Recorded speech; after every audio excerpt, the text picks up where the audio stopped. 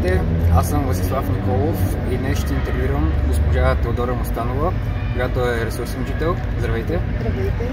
Много ми е драго. Първият въпрос е: каква е същността на работата на един ресурсен учител? Много хубав въпрос. Ресурсният учител, това е специалист, най-вече педагог, който се занимава с деца с специални образователни потребности, с ученици и някакви други затруднения, които те могат да срещат.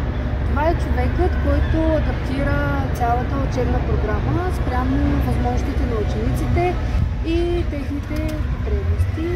Той също така оказва безопасна среда за учениците, където те могат да споделят не само да идват за да научават някакви нови неща и да се справят по-успешно с учебния материал, но също така там те трябва да могат да изразяват техните емоции, чувства.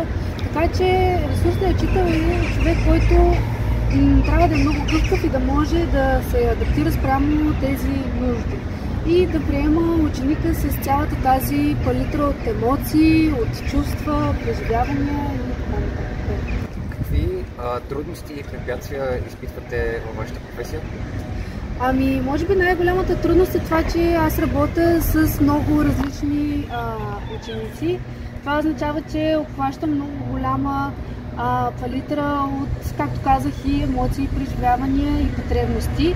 И ресурсният учител трябва да е много гъвкав, за да може да адаптира цялата учебна програма спрямо дадения ученик. Другото, което е, че комуникацията трябва да е много добре изградена, тъй като, както казах, ние си сътрудничим не само с учениците, но и с учителите, с други специалисти. Заедно изграждаме като екип една оценка и програма, по която тези ученици да се водят. Така че това също е много важно и трябва да сме постоянно навсякъде, да общуваме с всички други учители, родители и така нататък. Когато някой от учениците ви прояви агресия, как вие се опитате да се справите с това? Много е важно на първо място с ученика да се изгради доверие. Когато вече има такива моменти на доверие, е много важно да се разбере всъщност тази агресия, откъде произлиза и каква е нейната почва и основа. Така че винаги първото нещо е да се изговори с ученика какво има, което го тревожи в момента и най-вече му давам някакъв избор, как помагам им те също да отработят тази агресия и накрая, когато те се справят успешно с това да отработят и разберем какъв е източника, получават така нещо като насърчавам ги чрез някаква награда или някакви думи и така нататък. Така че тези моменти наистина почти ги няма вече, но просто е много важно да се подходи с разбиране, индивидуално към ученика и да се разбере първоизточника на тази агресия, откъде произлиза цялото това нещо. Дали примерно ученика не се е наспал, затова е агресивен, дали примерно нещо в къщи се е случило или в училищната среда. И вече след това се включва и така тази част от всички нас като ресурсни учители. Също така ние изслушваме нашите ученици и се опитваме също да им помагаме. Говорим и с психолозите отделно, ако имат нужда от някаква допълнителна психологическа подкрепа също. Така че винаги намираме варианти как да се справим ние и как да се справят те. Защо вие избрахте 93-то училище? 93-то училище е училище, което е известно със своята така доста подкрепяща среда.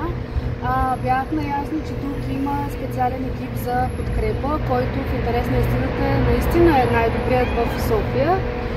И така винаги ми е било мечта, мисия, призвание да стана такъв учител и просто реших да се присъединя към това училище, защото те наистина с много грижа, с много внимание се занимават с учениците и това просто реших, че е моето място, където принадлежа.